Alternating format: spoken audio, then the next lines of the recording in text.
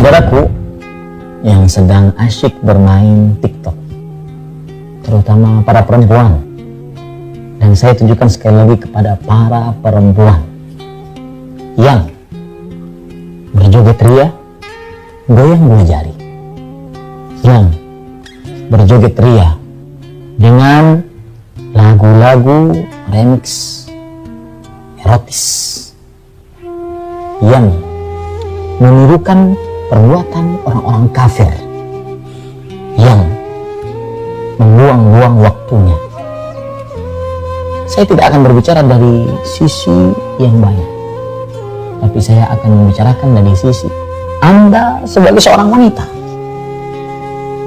Wajah Anda sangat mempesona.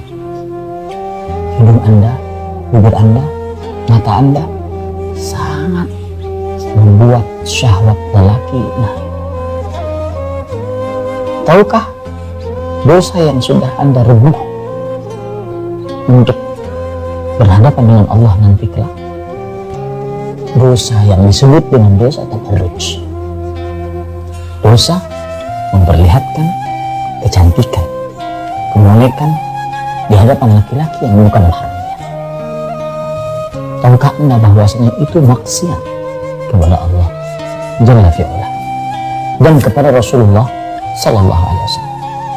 Dan yang bermaksiat akan termasuk dari orang-orang yang enggan masuk ke dalam surga Allah Subhanahu wa taala. Rasulullah Sallallahu Alaihi Wasallam bersabda, "Kullu ummati yadkhuluna jannah illa man aba."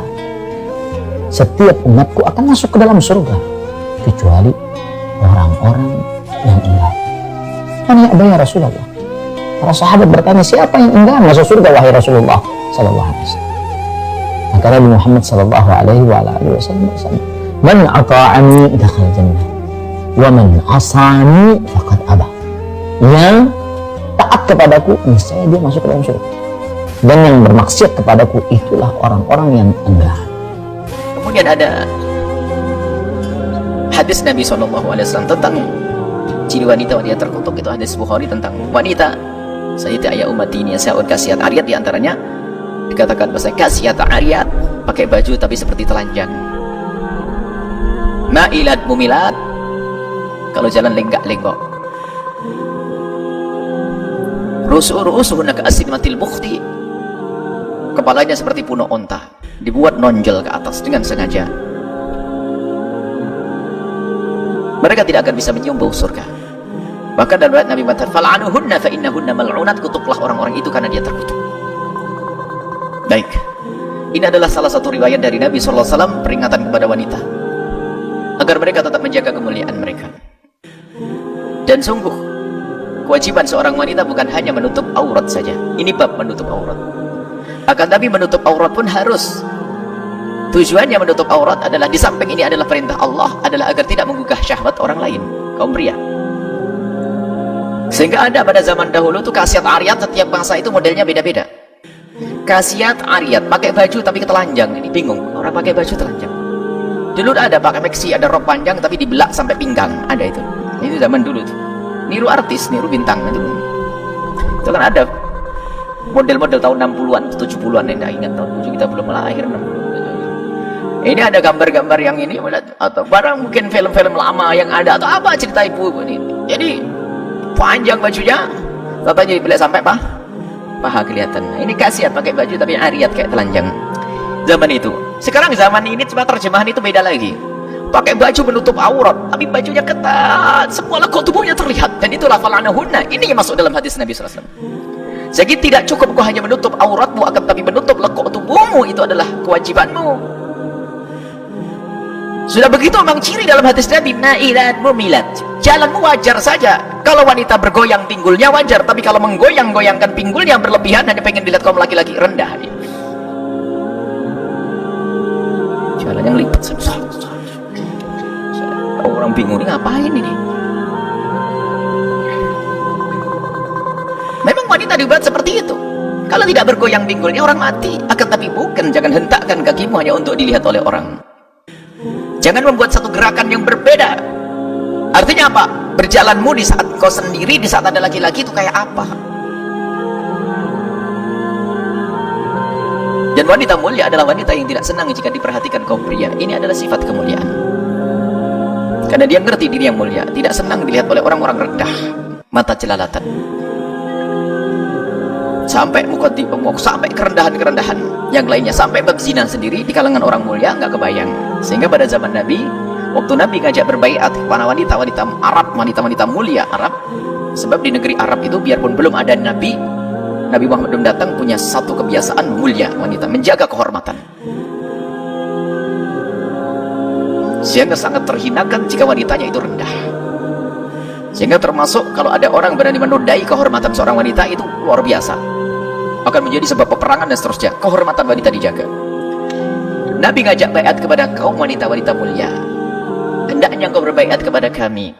Kata wanita tersebut, berbaiat bagaimana ya Rasulullah? Allah tasrikna, kalian jangan mencuri. Mereka masih diam karena ada wanita yang mencuri. Tapi di saat Nabi mengajak baiat, Allah tazdin, jangan sampai kalian berzina.